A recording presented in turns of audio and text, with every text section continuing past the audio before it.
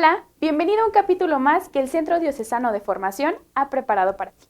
En esta ocasión vamos a hablar de la conversión y lo haremos de la mano de Natalia Torres García, quien nos explicará que vivir la experiencia del perdón es encontrarnos con el amor misericordioso de Dios y también reconocernos que somos pecadores y que el pecado permea en las estructuras sociales.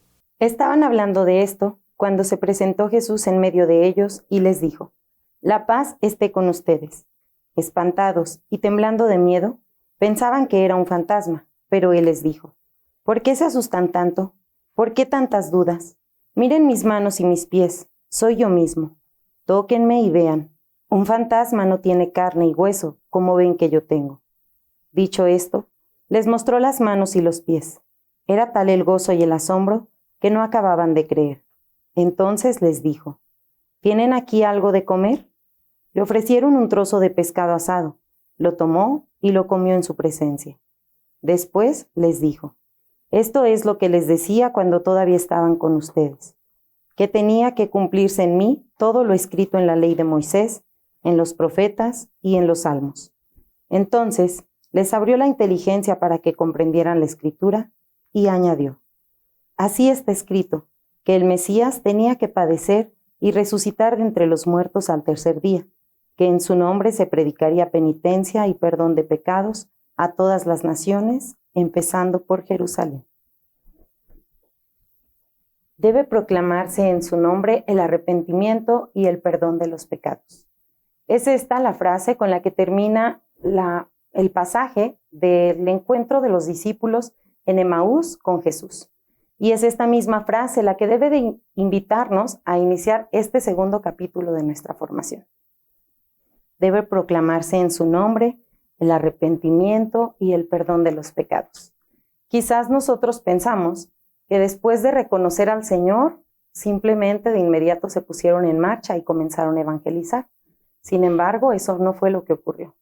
Ellos, en medio de estos dos procesos, inician su proceso de conversión, de transformación, de cambio de hábitos, de cambio de mentalidad, de cambio en su corazón. Ya se nos anunció la fe en Emaús. Ya hablamos de Jesús, de encontrarnos con Él, de conocerlo, de aceptarlo, de reconocerlo Salvador, liberador, resucitado, parte de un cambio en la historia de la humanidad. Ya aceptamos ser testigos de la fe, pero ahora falta el siguiente paso, y es que para hablar a los hombres de Dios es necesario hablar a Dios de los hombres. Seguramente hemos escuchado esta frase en repetidas ocasiones, pero en esta ocasión nos vamos a detener en: es necesario hablar a Dios. Es necesario ser testigos del resucitado, reconocernos a nosotros para poder presentarnos ante Él, reconocernos pecadores, tal y como lo hizo Pedro cuando se acercaba el Señor a la orilla y Él le dice: «Apártate de mí, Señor, porque soy un pecador». Es necesario que nosotros nos reconozcamos a sí mismos como pecadores, pero no simplemente con una falsa humildad de decir: «Sí, soy pecador, ven a mí, Señor». No, reconocernos conociendo el Evangelio, conociendo qué es lo que nos hace ser pecadores, reconociendo que hoy en día nos acechan bastantes falsas doctrinas que nos hacen creer que basta con ser buena persona para ser un buen cristiano, reconociendo que ser un buen cristiano no es suficiente con no hacer el mal a los demás, sino que es necesario hacer el bien a los demás. Por algunos que se tenían por justos y despreciaban a los demás, les contó esta parábola. 2 hombres subieron al templo a orar. Uno era fariseo, el otro recaudador de impuestos. El fariseo, de pie, oraba así en voz baja: «Oh Dios, te doy gracias porque no soy como el resto de los hombres, ladrones, injustos, adúlteros, o como ese recaudador de impuestos. Ayuno 2 veces por semana y pago diezmos de cuanto poseo». El recaudador de impuestos, de pie y a distancia, ni siquiera alzaba los ojos al cielo, sino que se golpeaba el pecho diciendo: «Oh Dios, ten piedad de este pecador». Les digo que éste volvió a casa absuelto y el otro no, porque quien se alaba será humillado, y quien se humilla será alabado. Seguramente hemos escuchado este pasaje también en repetidas ocasiones, este pasaje que nos recuerda que aquel hombre que se reconoció, regresó a casa justificado, regresó a casa confortado. Y es esta misma invitación la que se nos hace a nosotros. Es cierto que el bautismo llega y borra de nosotros todo pecado, pero después del bautismo, ¿qué? ¿Qué pasa con nosotros? A veces creemos que el proceso de conversión es un proceso momentáneo, un proceso instantáneo. Creemos que será un cambio de vida que ocurrirá de un momento a otro, como nos lo narran en ocasiones nuestros hermanos separados. Sin embargo, debemos reconocer que la conversión es un retorno al Padre. Es reconciliarnos con nosotros mismos, es reconciliarnos con quienes somos y con Dios mismo que nos ha llamado a ser nuevas personas en Él. Jesús nos invita entonces a un cambio de vida a nosotros como lo hizo a los discípulos, porque sí, la conversión es un don, es una invitación. Y como tal, como don, debemos trabajarlo nosotros día a día, trabajarlo paso a paso, para que este don rinda frutos y pueda verse reflejado en nuestro diario vivir. En Emaús, el encuentro con el resucitado lleva a los discípulos a un cambio de vida. De esta manera, nuestro Emaús, nuestro encuentro que ya hemos vivido, debe llevarnos a nosotros también a un cambio de vida y a un cambio de mentalidad. Una vez que nos reconocemos pecadores, reconocemos nuestros defectos, nuestras limitaciones, y estas limitaciones y defectos las reconocemos precisamente a la luz del Evangelio, sabiendo qué es lo que Dios espera de nosotros, sabiendo que el cristiano debe vivir y actuar como Cristo, pero para saber cómo vivió y cómo actuaba Cristo, debemos primero entonces de conocer su palabra. Una vez que conocemos el Evangelio, sabemos en quién debemos convertirnos, porque sí, el cristiano está llamado a convertirse en un nuevo Cristo en medio de esta sociedad. La conversión entonces debe de ser un cambio de mentalidad, un cambio de corazón, y debemos de aceptarla como don de Dios, como llamado. Debemos de saber que no es un acto espontáneo y que este proceso, llevará tiempo para cambiar de dirección. Una dirección que nos lleve ahora a dejar de mirar al mundo y empezar a mirar a Dios. Mirar a Dios y entonces preguntarme en cada paso que doy, ¿será esto lo que Jesús haría en mis zapatos? Y entonces podremos hablar de un verdadero proceso de conversión, pero un proceso que requiere alimentarse día a día, que requiere formar un corazón nuevo, un espíritu nuevo, inspirado precisamente en ese Santo Espíritu que se queda con nosotros para ayudarnos a renovar cada día nuestra persona y renovar en conjunto la faz de la tierra. Debemos saber que la conversión es amar, es amarnos, amar a los otros y darnos en el amor. Que la conversión y el llamado general al que Dios nos ha hecho a nosotros es a amar, a buscar tratar al otro con amor, a tratarme a mí con amor, a tratar mi entorno con amor, y entonces estaré luchando por convertirme a Dios, que es el mismo amor. La conversión es un camino, es un paso a la vez, es un proceso, no es un acontecimiento. Es salir de nuestra situación materialista, de nuestra situación de la naturaleza humana, que es una naturaleza pecadora. Eso es la conversión y es a lo que estamos llamados. Lo humano sabemos que es el pecado que olvida mirar a Dios ante los problemas. Y el llamado que Dios nos hace es a dejar esa naturaleza y a llenarnos de su poder divino para entonces reconfortarnos y ayudarnos a transformar nuestra realidad. Nos llama a dejar el egoísmo, la mentalidad ensimismada, tendiente a la satisfacción de nuestros caprichos y nuestras necesidades, y entonces, convertidos, nos llama a buscar siempre el bien colectivo, el bien de los demás. Una vez que nos reconocemos pecadores, debemos también reconocernos dependientes en nuestra totalidad de Dios, dependientes de lo que Dios ha dispuesto para nosotros. Incluso en ocasiones nos llegan a llamar fanáticos, y lo somos. Somos fanáticos de lo que Dios ha hecho en nuestras vidas, y como tal debemos actuar buscando agradar a aquel al que tanto amamos y admiramos. La conversión es cambiar de actitudes, de valores, de acciones, de mentalidad, de pensamientos, de decisiones, de situaciones e incluso de relaciones. Es cambiar en todos estos aspectos, es sanarlos o incluso en ocasiones cortarlos de tajo. Seguramente hay relaciones que nosotros reconocemos que debemos sanar para iniciar nuestro proceso de conversión. Tal vez nuestras relaciones familiares, nuestras relaciones laborales, nuestras relaciones sociales, las relaciones que yo tengo en mi parroquia, que tal vez el sanarlas, el modificarlas me ayuden a crecer como cristiano. Pero también seguramente conocemos alguna relación que debemos cortar de tajo si es que en realidad queremos ser nuevos y buenos cristianos.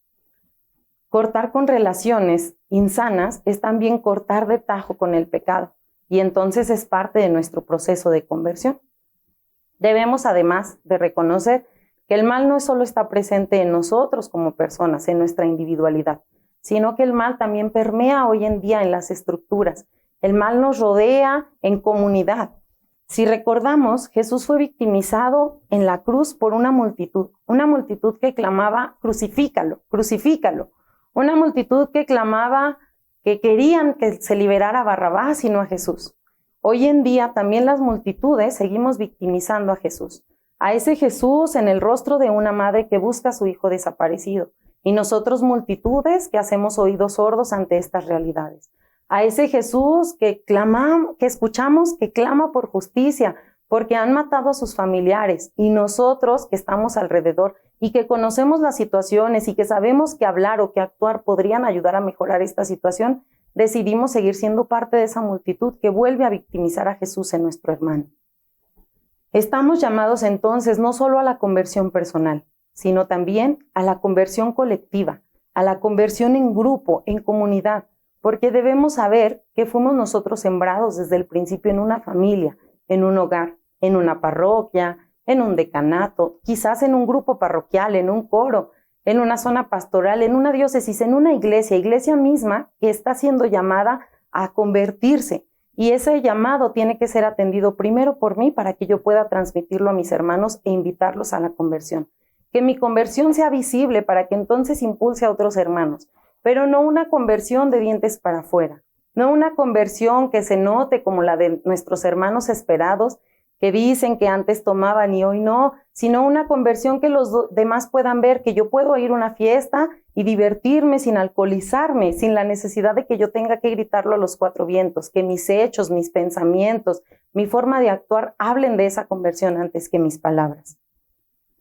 Todo mi entorno social necesita de Dios, por ello es que yo necesito sanar a mi familia a través de mi conversión, pero una sanación cristiana, no una sanación como esas doctrinas de la nueva era que nos invitan a sanar nuestro árbol genealógico y a cortar con las cadenas de nuestros antepasados, con ritos ajenos a nuestra fe y que muchas veces nosotros por ignorancia y desconocimiento caemos en ellos, sino una sanación de mi familia a través de mi propia sanación con el perdón de los pecados, es decir, yo poder perdonar a mi padre, poder perdonar a mi madre y entonces poder sanar con mi perdón y con mi conversión a mi familia, a mi entorno, a mi comunidad. Reconocer, sobre todo, que el otro no es del todo malo, sino que es pecador, al igual que pecador soy yo. Y entonces reconocer que si yo, pecador, he merecido el amor y la muerte en cruz de Jesús, mi hermano que también pecó y que con su pecado me ha herido, también merece el perdón y el amor de Jesús, porque también yo he herido y entonces así poder crear una conversión colectiva. Un hombre tenía 2 hijos. El menor dijo al padre: «Padre, dame la parte de la fortuna que me corresponde».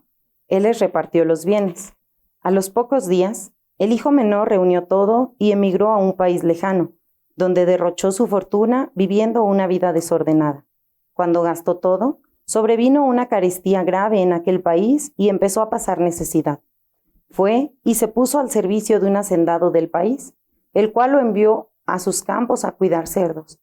Deseaba llenarse el estómago de las bellotas que comían los cerdos, pero nadie se las daba. Entonces, recapacitando, pensó: ¿a cuántos jornaleros de mi padre les sobra el pan mientras yo me muero de hambre? Me pondré en camino a casa de mi padre y le diré: Padre, he pecado contra Dios y te he ofendido. Ya no merezco llamarme hijo tuyo. Trátame como a uno de tus jornaleros. Y se puso en camino a casa de su padre. Estaba aún distante cuando su padre lo divisó y se enterneció. Corriendo, se le echó al cuello y le besó. El hijo le dijo: Padre, he pecado contra Dios y te he ofendido.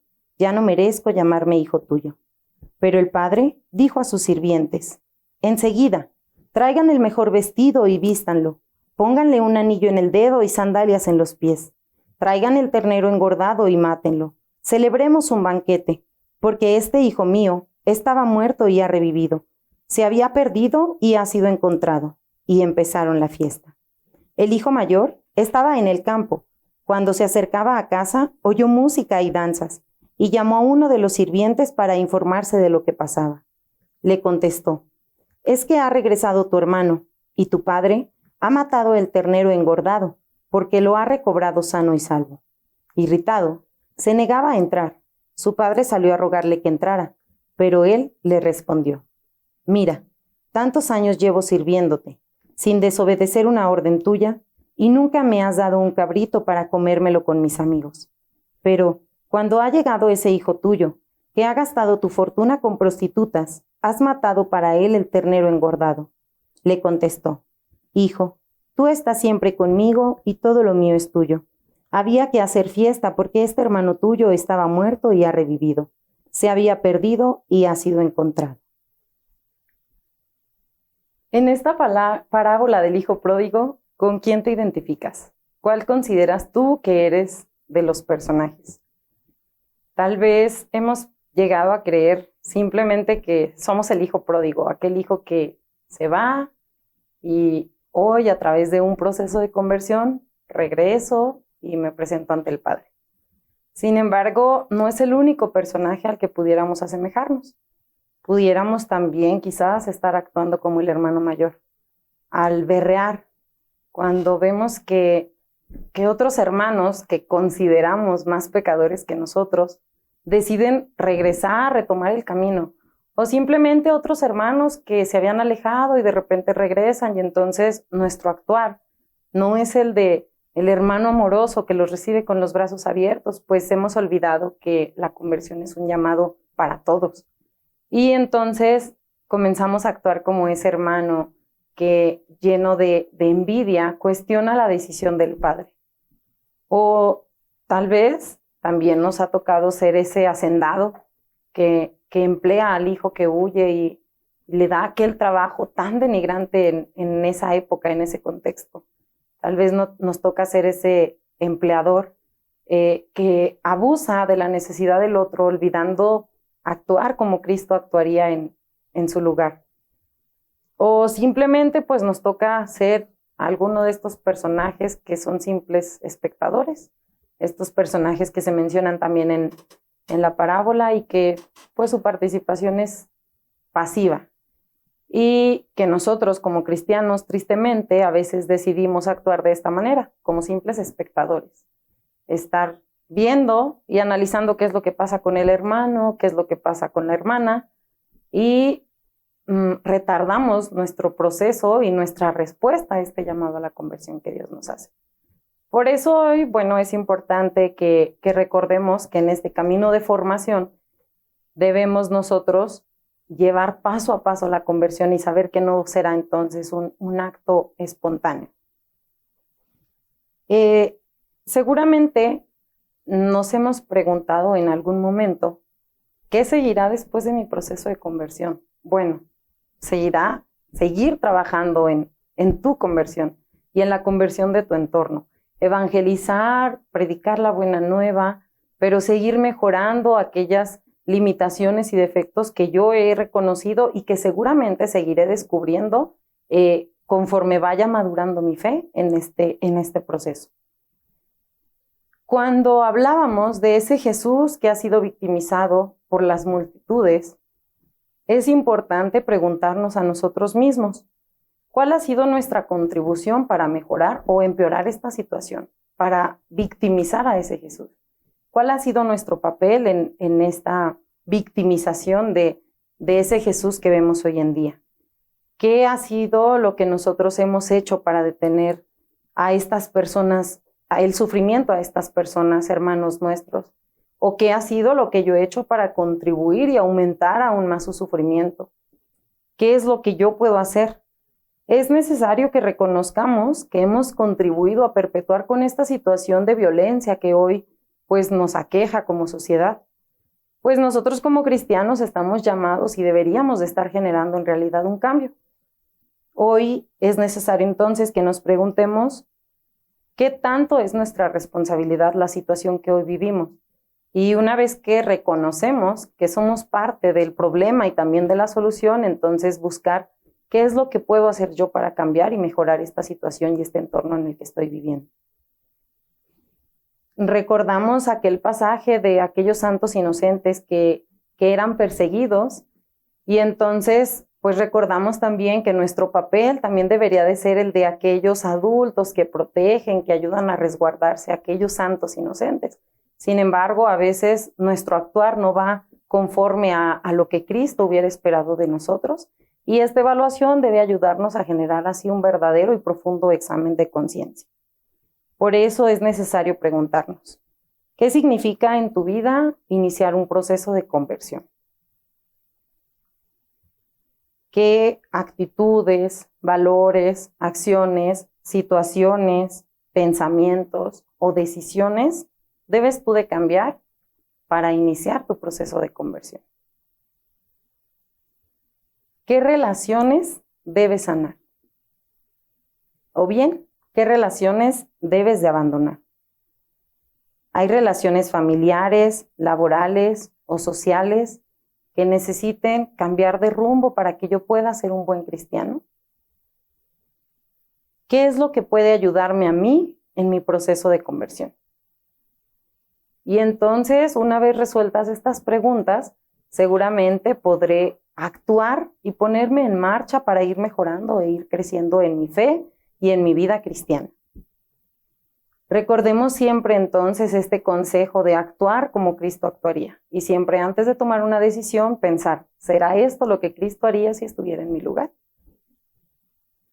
A veces nos preguntamos por qué Dios permite el mal, por qué Dios permite que yo caiga en un pecado, o por qué Dios permite que el entorno en el que yo estoy viviendo viva en el pecado. Pero realmente es que en ocasiones hemos olvidado ese llamado que se nos ha hecho a través del sacramento del bautismo, esa invitación a ser profetas, a ser sacerdotes y a ser reyes. Porque quien ha aceptado y ha comprendido que por el bautismo somos profetas, sacerdotes y reyes, entonces empieza a actuar llevando la palabra de Dios para así cambiar su entorno y no permitir que el mal permee nuestras estructuras. Y entonces empieza a actuar como un sacerdote que lleva la palabra a los pueblos y acoge y ama a sus hermanos, y también transforma de esta manera con amor el entorno en el que hoy vivimos. En esta parábola del hijo pródigo, que seguramente hemos escuchado innumerables veces, es fácil que tratemos de ubicarnos siendo precisamente ese hijo pródigo, ese hijo que peca, se aleja de su padre, y después vuelve arrepentido y es recibido con los brazos abiertos. Y sí, pudiera ser que ese sea nuestro papel en este momento, en esa parábola. Sin embargo, debemos de reconocer que no es el único personaje que aparece aquí, y que entonces no es el único papel que pudiéramos tomar en medio de esta escena. Pudiéramos ser también el hijo que, al ver cómo su hermano regresa, se llena de sentimientos negativos y entonces experimenta esta molestia hacia el padre, que perdona a su hermano, que lo recibe con los brazos abiertos, que incluso hace una gran fiesta para recibirlo. Podemos ser ese hermano que critica o que ve mal el retorno de uno de nuestros hermanos en nuestro grupo parroquial, en nuestra comunidad, que regresa a querer volver a servir, y entonces en ocasiones ser ese hermano piedra de tropiezo que habla mal del hermano que intenta regresar, o que recibe mal al hermano que intenta regresar. Pero también pudiéramos ser el empleador abusivo, ese hacendado que envía al hijo pródigo a trabajar en uno de los trabajos más humillantes en este contexto. Pudiéramos ser este empleador que, sabiendo la necesidad de nuestro prójimo, pues en lugar de ayudarlo, lo hundimos más y lo humillamos. O simplemente ser uno de estos personajes que pudiéramos decir que pasan desapercibidos, que no tienen una línea o un guión en esta parábola. Porque a veces como cristianos nos toca mediocremente actuar de esta manera, como meros espectadores, sin ningún papel crucial. Y entonces, una vez que hemos reconocido cuál de estas figuras somos, podemos también preguntarnos, en medio de esta situación que estoy viviendo, ¿qué significa en tu vida o para tu vida iniciar un proceso de conversión? ¿Cómo puedes tú iniciar tu proceso de conversión? ¿Qué acciones, valores, decisiones, pensamientos o situaciones necesitas cambiar para convertirte, para ser un nuevo Cristo? ¿Qué relaciones familiares, laborales, sociales necesitas sanar para convertirte? ¿O qué relaciones laborales, familiares, sociales necesitas cortar de tajo para ser un nuevo cristiano? ¿Qué es lo que puede ayudar en tu proceso de conversión? Y entonces, una vez que has reconocido las respuestas a cada una de estas interrogantes, podrás ponerte en marcha para convertirte. En medio de esta situación de violencia en la que todo tu entorno está llamado a un proceso de conversión, ¿cuál consideras que es tu contribución para mejorar esta situación? ¿Cuál consideras que es tu responsabilidad en esta situación de las multitudes que victimizaban a Jesús? ¿Reconoces que has contribuido a perpetuar esta situación de violencia que hoy permea en nuestras estructuras sociales? ¿De qué forma has contribuido? ¿Quiénes son los responsables de esto? Recuerda siempre entonces de actuar como Cristo actuaría, pues esto es lo que nos hace ser cristianos, ser un nuevo Cristo. También te invito a recordar aquel llamado que se nos ha hecho a través del sacramento del bautismo, a ser profetas, ser sacerdotes y ser reyes. Y de esta manera, actuar para mejorar el entorno en el que vivimos. Es necesario entonces que experimentemos el perdón en nuestras vidas, que nosotros podamos perdonar al otro y entonces recibir también el perdón de Dios para con nosotros. Que aprendamos también a perdonarnos a nosotros mismos, pues una vez que nos hemos reconocido y que hemos aceptado nuestras limitaciones y las hemos presentado ante los pies de Dios, entonces debemos abrazar el amor que Dios nos está ofreciendo y abrazarnos a nosotros mismos para ser un nuevo Cristo, un nuevo cristiano que renace del amor de Dios. Debemos recordar que el pecado es una carga que oprime, una carga que no nos va a dejar caminar y continuar nuestro proceso de evangelización, de formación, nuestro caminar en nuestra comunidad cristiana. Cuando reconozcamos que el pecado es esta carga que no nos permite dar pasos firmes y podamos abandonar entonces la carga, podremos caminar con una carga liviana y entonces seguir, avanzar y contribuir a la evangelización. Recordemos siempre entonces que Dios es misericordioso, que Dios perdona, que Dios espera, que Dios abraza. En ocasiones creemos que nuestro pecado es tan grande que nos llena de vergüenza y no nos atrevemos a regresar. Sin embargo, como padres, hemos de saber que perdonar a nuestros hijos es algo que surge del fondo de nuestro corazón y que nosotros siempre estamos ansiosos por recibir a nuestros hijos. Esa vergüenza que a veces nos impide acercarnos al sacramento de la reconciliación es una tentación para no regresar a la casa del Padre. Quitemos estas barreras, regresemos a Dios, confiemos en su misericordia, en su amor, en su perdón. Y recordemos que si no logramos compartir estas cargas, descargarnos de ellas, entonces viviremos atados eternamente al pecado y no podremos avanzar en esta vida. Dios nos invita a reconocer nuestros pecados frente a Él, nos invita a reconocernos pecadores, nos invita a aceptar su perdón y a volver a nacer como cristianos. ¿Qué te parece este tema? Para concluir, te invito a que reflexionemos 2 preguntas. ¿Cómo puedo dejarme encontrar por Dios? ¿Qué hacer durante el camino de regreso a la casa del Padre? Reflexionemos juntos y nos vemos en el siguiente capítulo.